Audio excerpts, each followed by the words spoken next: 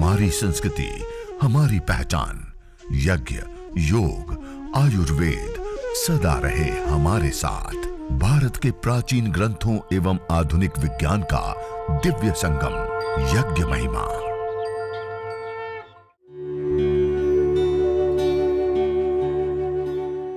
भारतीय संस्कृति में यज्ञ, योग एवं आयुर्वेद जैसी अमूल्य विद्याएं हैं, जिसका मूल है वेद। इतिहास की ओर दृष्टि डालें तो भगवान राम, भगवान कृष्ण से लेकर राजा महाराजाओं, ग्रामवासियों व अरण्यवासी ऋषियों की कुटियों तक नित्य व नैमित्तिक यज्ञों का प्रचलन देखने को मिलता है, जिसके परिणाम स्वरूप हमारी पूरी बॉडी एसिडिक हो जाती है, अम्लीय। कैसी हो जाती है? एसिडिक, अम्लीय। अब एसिडिक बॉडी होती है तो उस शरीर के अंदर विभिन्न प्रकार के उपद्रव, रोग होते ही रहते हैं। एक रोग, दूसरा रोग, तीसरा रोग। और कोई रोग हो गया है और उसके लिए ट्रीटमेंट भी ले, दवाई भी ले, तो वो जल्दी से ठीक नहीं होता। और दूसरे होते हैं ऋण आवेशित कण। वो स्वाभाविक रूप से जहां पर बहुत ज्यादा पेड़ पौधे, झरने, नदी, तालाब, समुद्र के तट या पहाड़ी क्षेत्र या घना जंगल हो, वहां पर ऋण आवेशित कणों की बाहुल्यता स्वाभाविक रूप से होती है। उसमें जब हम रहते हैं तो उसके दो लाभ हमें विशेष मिलते हैं। एक तो वो जो पार्टिकल में रहने से हमारी जो पिट्यूटरी ग्लैंड आदि होते हैं वो प्रभावित होते हैं, जिससे गुड हार्मोन्स बनते हैं और स्ट्रेस हार्मोन्स एकदम से डाउन आ जाते हैं। इसलिए आपने देखा होगा जब समुद्र के तट पे जाते हैं, नदी के तट पे जाते हैं, जंगल में जाते, कितना अच्छा लगता है, नहीं लगता? एकदम से अलग से फीलिंग आती है ना। उसका कारण क्या होता है? वो हमारे हार्मोन्स चेंज हो गए एकदम से। तो ये तो वो लाभ होता है। और दूसरा लाभ होता है उस वायु प्राधान्य वायुमंडल में रहने से हमारी पूरी बॉडी अल्कलाइन हो जाती है। पूरी बॉडी मानी अल्कलाइन बॉडी, मानी क्षारीय। क्षारीय शरीर में कोई रोग होता ही नहीं है। और कितनी भी बड़ी बीमारी हो गई और आप अपने बॉडी को क्षारीय बना दें तब भी वो रोग तुरंत ठीक हो जाता है। पहले होता नहीं, हो भी गया तो ठीक हो जाता। इसलिए आज सबसे ज्यादा प्रचार किया जाता है कि हमारे शरीर के अंदर 70% पानी होता है। तो हम जो पानी पीते हैं वो पानी को हम अल्कलाइन पानी लें तो कोई रोग है तो जल्दी से ठीक हो जाएगा। और यदि वो रोग नहीं है तो कभी आए ही ना। उसके लिए विशेष रूप से अल्कलाइन वाटर पीने के लिए जागरूकता फैलाई जाती है। कैंगन वाटर आपने सुना होगा, 3.5 लाख रुपए की मशीन आती है। कितने की? अल्कलाइन वाटर करने की। और हम जो अभी हवन किया ना, ये जो भस्म है, इस भस्म को हम थोड़ा सा पीस ले, खरल कर ले पत्थर में, उसके बाद छान लिया उसको अच्छे से और रख लिया। 1 गिलास पानी में 1 चुटकी भस्म डाल करके हिला दो। जो 3.5 लाख रुपए की मशीन पानी को अल्कलाइन करके देती है, 1 चुटकी भस्म करके दे देती है। पानी अल्कलाइन। और अल्कलाइन ही नहीं, उसके साथ साथ उस पानी को पीने पर शरीर के अंदर ब्लड ऑक्सीजन की मात्रा बढ़ जाती है। उसके साथ साथ उसके जब लेबोरेटरी के अंदर टेस्ट किया गया, कैल्शियम, जब हमारी हड्डियां कमजोर हो, कटकट की आवाज आती है, कमर में दर्द या हड्डियों में दर्द ऐसा होता है ना, उसको क्यों होता है? कैल्शियम की कमी। वो कैल्शियम भी उसमें आ जाता है। आयरन, आयरन मानी लौह तत्व, जब रक्त अल्पता हो जाती है, क्लिष्टता हो जाती है, कमजोरी हो जाती है, क्यों होती है? आयरन नहीं है हमारे पास। उसकी लोग अलग अलग रूप से दवाइयां लेते रहते हैं। वो आयरन भी इसके अंदर होता है। Calcium, iron, zinc, potassium, magnesium, ये जितने खनिज हमें चाहिए ना, वो खनिज भी उस पानी के अंदर आ जाते हैं। इतना तो इसकी भस्म के अंदर लाभ होता है। तो ये तो मैंने संयोगवश बताया, अल्कलाइन बॉडी की जो बात आई। मैं मुख्य रूप से क्या बता रहा था? धन आवेशित कण और ऋण आवेशित कण। और धन आवेशित कणों से शरीर में रोग होते हैं, ऋण आवेशित कणों से रोग दूर होते हैं। आपको जानकर के आश्चर्य होगा, जिस स्थान पे अभी हमने छोटा सा यज्ञ किया ना, 5 से 10 मिनट लगते हैं। कितनी? इतनी देर यज्ञ जिस स्थान पे प्रतिदिन होता है, वहां के वायुमंडल के अंदर प्रति सेंटीमीटर एयर के अंदर 200 से 400 ऋण आवेशित कण पाए जाते हैं। ये इतनी बड़ी संख्या होती है। जो घना जंगल हो और वहां के वायुमंडल में जो स्थिति होती है, हम अपने घर के अंदर इतना छोटा सा यज्ञ करके जंगल जैसा वायुमंडल अपने हाथों से बना सकते हैं। इतना बड़ा लाभ होता है इसका। अपने पूरे परिवार को जंगल जैसा वायुमंडल दे सकते हैं। ऋण आवेशित कण बढ़ा करके उसकी बॉडी भी अल्कलाइन रहेगी, कोई रोग होगा नहीं। इससे अतिरिक्त एक और विशेष लाभ होता है। आज सब लोग डरे हुए हैं ना कोरोना वायरस, अभी भी देखो मास्क पहने हुए। बैक्टीरिया, वायरस, फंगस, ये छोटे छोटे सूक्ष्म जीव होते हैं, हम अपनी आंखों से नहीं देख सकते, लेकिन उनके इन्फेक्शन बहुत फैलते हैं और उसके कारण अनेक प्रकार की बीमारियां होती है। इसको हम मॉडर्न मेडिकल साइंस में कम्युनिकेबल डिजीज कहते हैं। क्या कहते हैं? WHO कहता है कि इस कम्युनिकेबल डिजीज के कारण हम प्रति वर्ष कई हजार करोड़ की, कितने की? कई हजार करोड़ की दवाइयां खाते हैं। उसके बावजूद 1.25 करोड़ लोग अपना जीवन खो देते हैं। कितने लोग? प्रति वर्ष 1.25 करोड़ लोग। किससे? Bacteria, virus, fungus. आप सब फोन प्रयोग करते हैं, सबके पास है। आपको जानकर के आश्चर्य होगा, अभी एक रिसर्च आई, उस रिसर्च में सामने आया जो हमारे मोबाइल कवर होते हैं, मोबाइल होता है, हमारे घर के अंदर जो टॉयलेट सीट होती है ना, उसके ऊपर भी जितने घातक और बड़ी मात्रा में बैक्टीरिया नहीं होते, उससे भी ज्यादा घातक और बड़ी मात्रा में बैक्टीरिया हमारे मोबाइल के कवर के ऊपर होते हैं, मोबाइल के ऊपर होते हैं। हमने कभी धोया? कभी उसको साफ किया? दिन में कितनी बार छूते हैं? पता ही नहीं, गिन नहीं सकते। बार बार खाते पीते चलते फिरते कोई दूसरी चीज को छुआ, फिर वापस उसको छुआ, काम करते हुए हर जगह पे इसके ऊपर इतना बैक्टीरिया होते हैं, इससे क्या होते हैं? इन्फेक्शन फैलते हैं।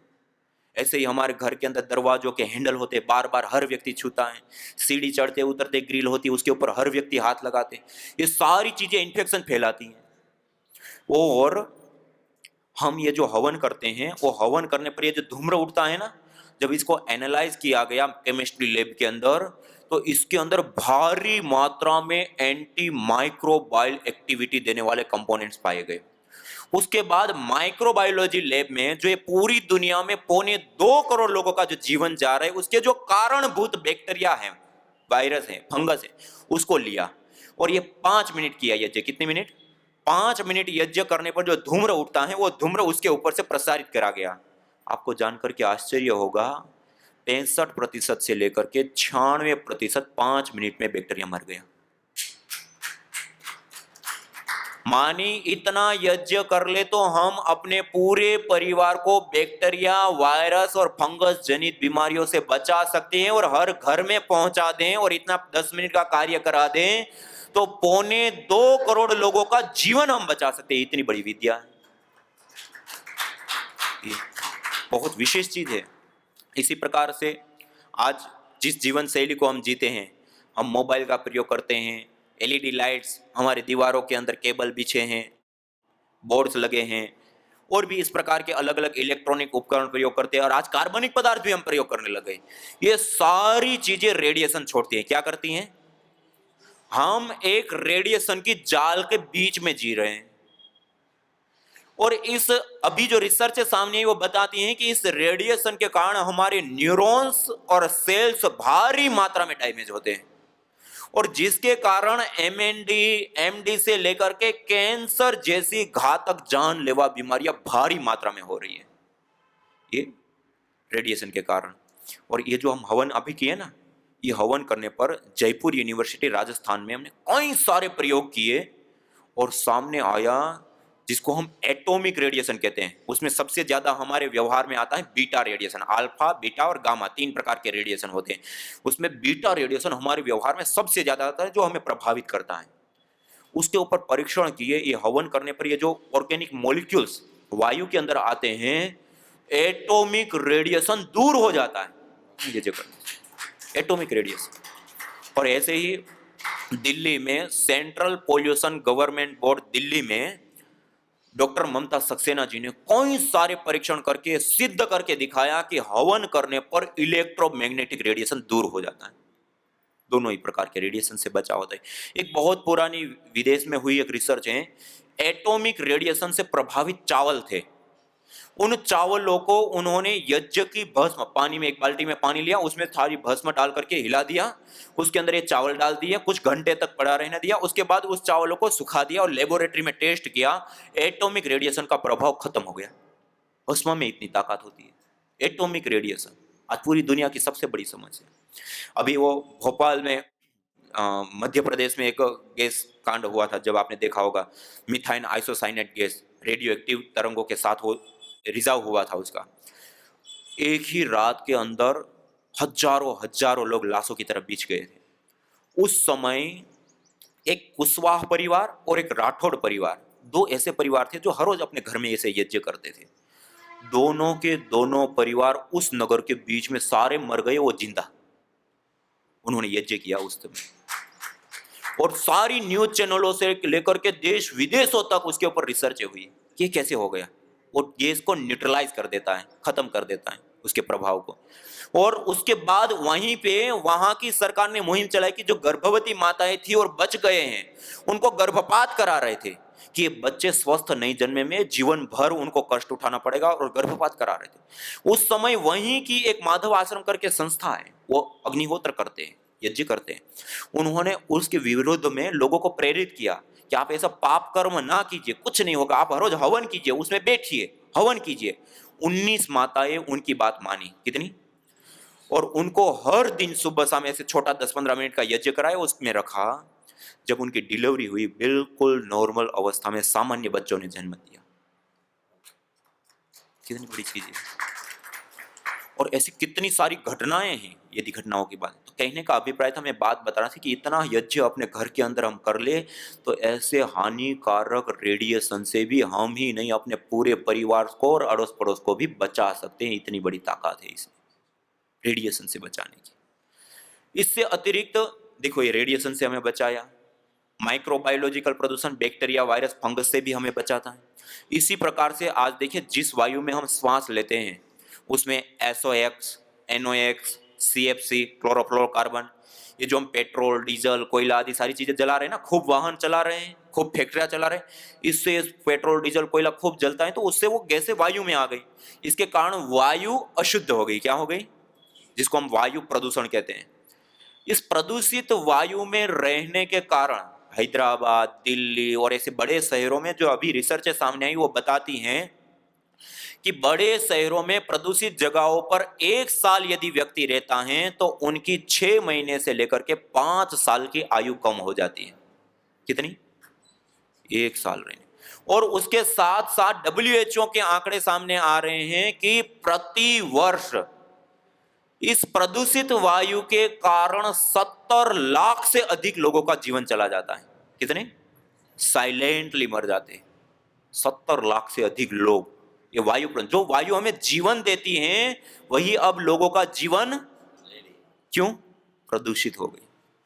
और इसमें जो गैसें SOx, NOx, CFC आदि जो कारणभूत है जान लेने के, जब हम ये हवन करते हैं ना, तो इससे एथिलीन ऑक्साइड, प्रोपिलीन ऑक्साइड आदि अलग अलग गैसें बनती हैं।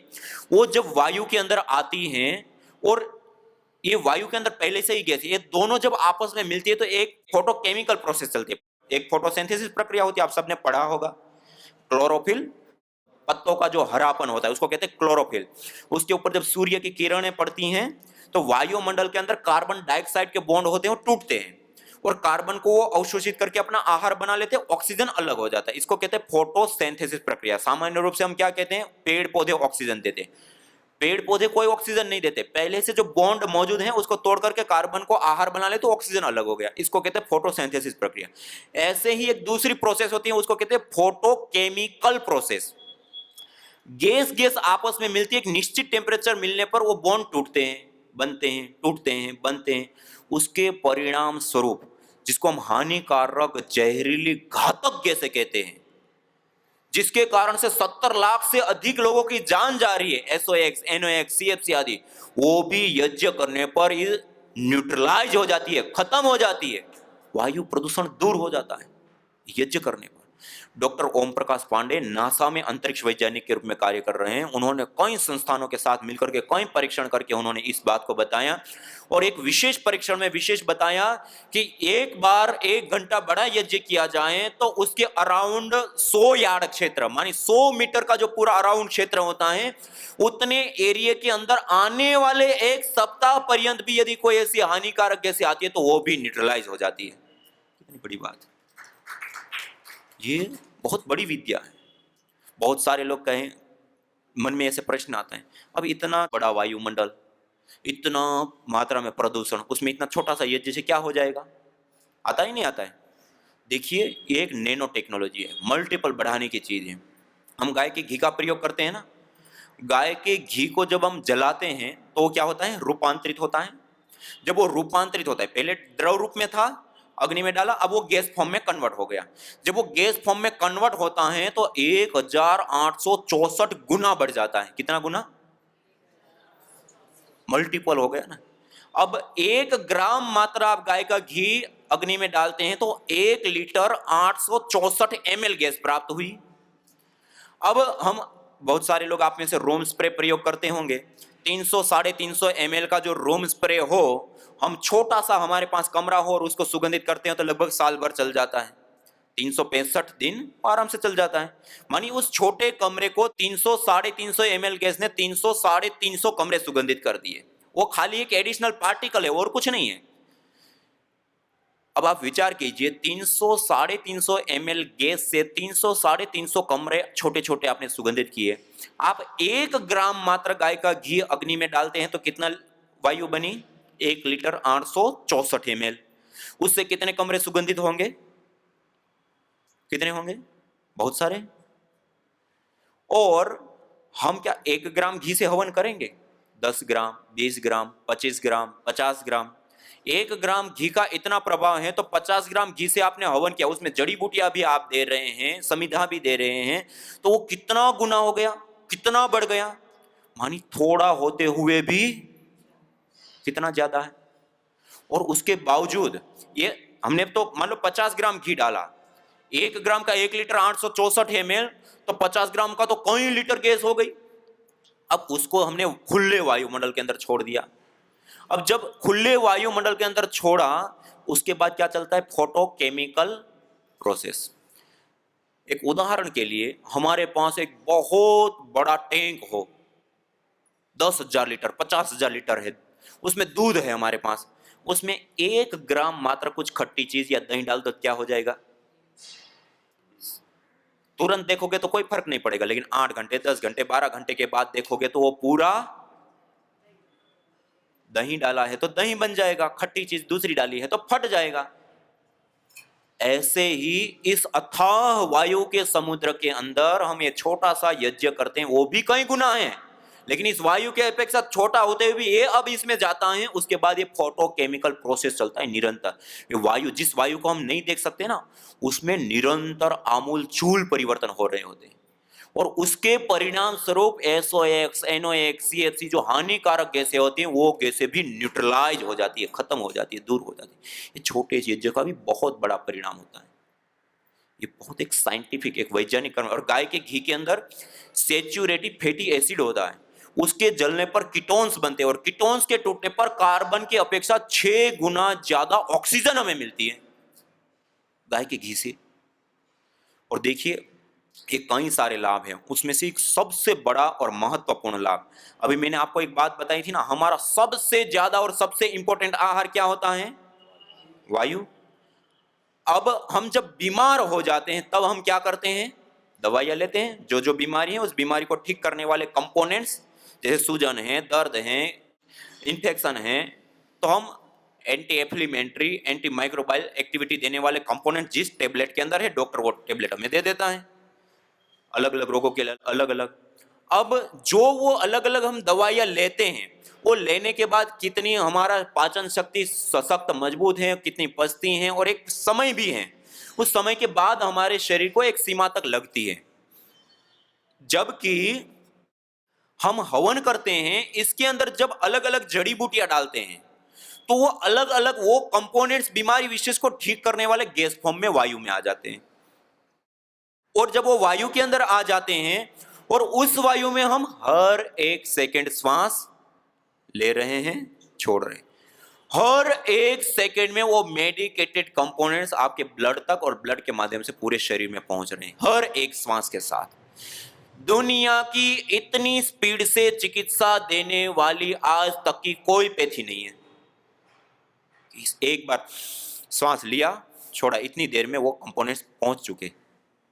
और आज भी इमरजेंसी जितनी भी चिकित्साएं होती है, तात्कालिक अस्थमा का अटैक आ जाते हैं तो क्या चिकित्सा देते हैं? तुरंत गैस फॉर्म में पंप देते हैं। इसी प्रकार से जब हार्ट अटैक या ऐसा कुछ आ जाता है तो क्या करते हैं? तुरंत ऑक्सीजन लगाते हैं। कोई पागलपन या ऐसी स्थिति में आ जाता है और तोड़फोड़ करता है तो उसको तुरंत क्या करते हैं? कुछ सूंघा करके तुरंत तात्कालिक रूप से तुरंत लाभ देने वाली जितनी भी चिकित्साएं देखोगे सब में, और सबसे प्रभावी चिकित्सा के रूप में भी आज सिद्ध हो चुका है कि सबसे प्रभावी भी कोई चिकित्सा होती है तो नासिका के माध्यम से, श्वास के माध्यम से जो दवाई दी जाती है वो तुरंत लाभ करती है और सबसे ज्यादा लाभकारी करने वाली होती है। और हम हवन करते हैं, उसमें क्या करते हैं? ये अलग अलग जड़ी बूटियां डालते हैं तो वो गैस फॉर्म में वही कंपोनेंट्स आ गए, उसमें हम 24 घंटा श्वास लेते हैं तो वो कंपोनेंट्स ब्लड के माध्यम से पूरे शरीर में पहुंचते हैं और वो दुसाध्य असाध्य कोटि की बीमारियां भी ठीक हो जाती हैं। आयुर्वेद के अंदर 3 प्रकार की चिकित्सा बताई, एक होती है सत्वावजय, एक होती है देव व्यपाशय और एक होती है युक्ति व्यपाशय चिकित्सा। उसमें सबसे पहले नंबर पर देव चिकित्सा का वर्णन मिलता है और कहा यया प्रयुक्त्या चेष्ट्या राजयक्ष्मा पुराजित ताम वेद विहिताम आरोग्यार्थे प्रयोजित। जब रोग की अवस्था बिगड़ चुकी है, बढ़ चुकी है, दुसाध्य असाध्य कोटि में जा चुकी है, अब कोई भी उपचार पद्धति से वो रोग ठीक ही नहीं हो रहा है, तब आरोग्य चाहने वाला व्यक्ति वेद विहित यज्ञ का अनुष्ठान करके उस बीमारी को जीते। आयुर्वेद में बताएं, जो तुम चाहते हो रोगों से छुटकारा तो लो नियमित यज्ञ का सहारा। यज्ञ की यह शुद्ध हवा सब रोगों की है दवा। आयुर्वेद ग्रंथों में यज्ञ को देवीय चिकित्सा कहा है और कहा आयुर्वेदेषु यत् प्रोक्तम यस्य रोगस्य भेषजम तस्य रोगस्य शांत्यर्थम तेन तेनेव होमये। अर्थात आयुर्वेद के अंदर जिन रोगों की शांति के लिए जिन जिन औषधीय द्रव्यों का सेवन करने के लिए कहा जाता है, उन्हीं द्रव्यों से हवन करने पर वह रोग हमारे शांत हो जाते हैं, दूर हो जाते हैं, नष्ट हो जाते हैं। अतः आइए हमारे ऋषियों द्वारा प्रदत्त देवीय चिकित्सा यज्ञ को अपनाएं और अपने स्वास्थ्य को समृद्ध बनाएं।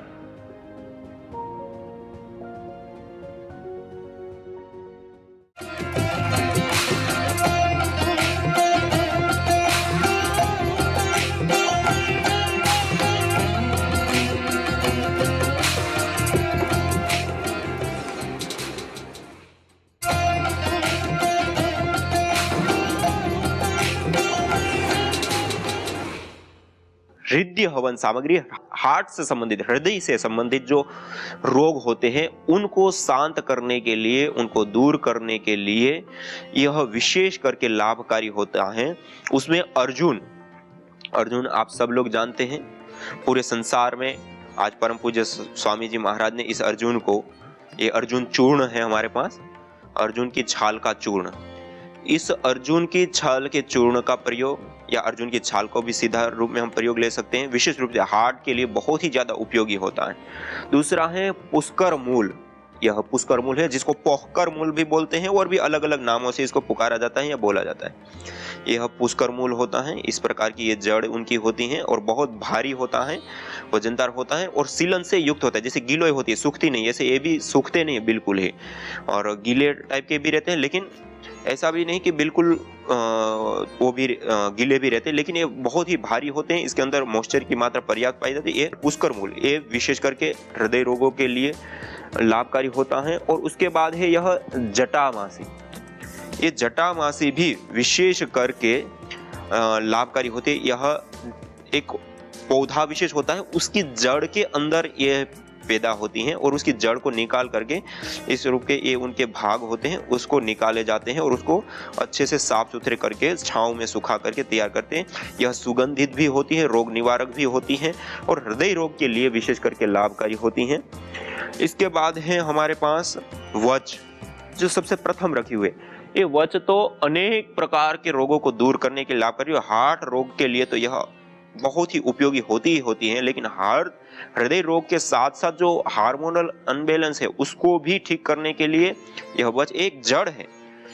वच की यह जड़ होती है और जड़ में से इसको निकाला जाता है और फिर अच्छे से धो करके छांव में सुखा लेते हैं तो यह जो वच है यह भी हमारे लिए बहुत ही ज्यादा उपयोगी होती हैं। और आयुर्वेद आदि ग्रंथों में तो भूतोन्माद से लेकर के अनेक प्रकार के रोगों को दूर करने के लिए, मानसिक असंतुलन, मिर्गी से लेकर के साइनस से लेकर के अनेक ऐसे रोग हैं जिनको हम इस वच की धुनी से हम ठीक कर सकते हैं और बैक्टीरिया को नाश करने के लिए बहुत उत्तम रीति से कार्य करते हैं। आप अंगार के ऊपर डालें और उससे निकलने वाली जो धुनी है वह जब फैलती है तो उससे सारे प्रकार के जो बैक्टीरिया हैं वो दूर हो जाते हैं, नष्ट हो जाते हैं। इसी प्रकार से यह दालचीनी है, ये सभी के घर में पाई जाती है, सब अपने घर में मसालों के रूप में इनका प्रयोग लेते हैं।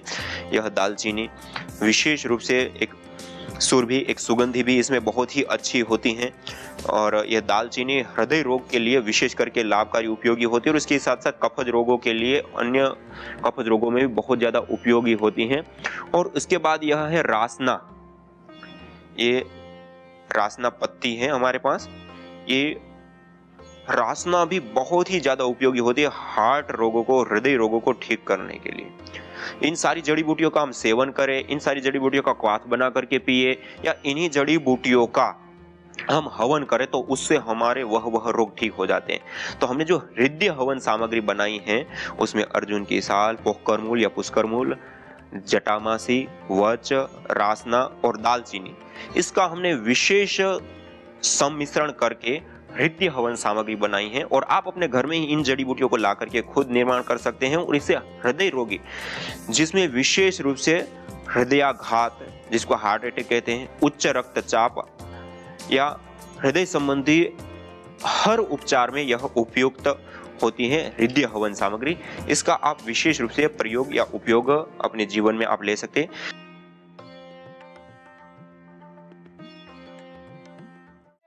यज्ञ भारतीय संस्कृति की मुकुट मणि है, प्रतीक है, मूल है। मानव जीवन के हर पहलू के साथ यज्ञ जुड़ा हुआ है, चाहे वह संस्कार, चाहे पूजा पाठ या फिर पर्व से लेकर हर शुभ अशुभ अवसरों में भी यज्ञ करने की सार्वभौमिक, वैज्ञानिक एवं पंथ निरपेक्ष पावनी परंपरा रही है। आइए हम संकल्प लें, संसार के श्रेष्ठतम कर्म यज्ञ को अपनाएं। पिंड और ब्रह्मांड में संतुलन कायम करने वाले यज्ञ को अपने जीवन का अभिन्न अंग बनाएं एवं प्रकृति मां के प्रति अपने ऋणों को अदा करें। विश्व स्वास्थ्य का एक नारा, यज्ञ से होगा जग उजियारा।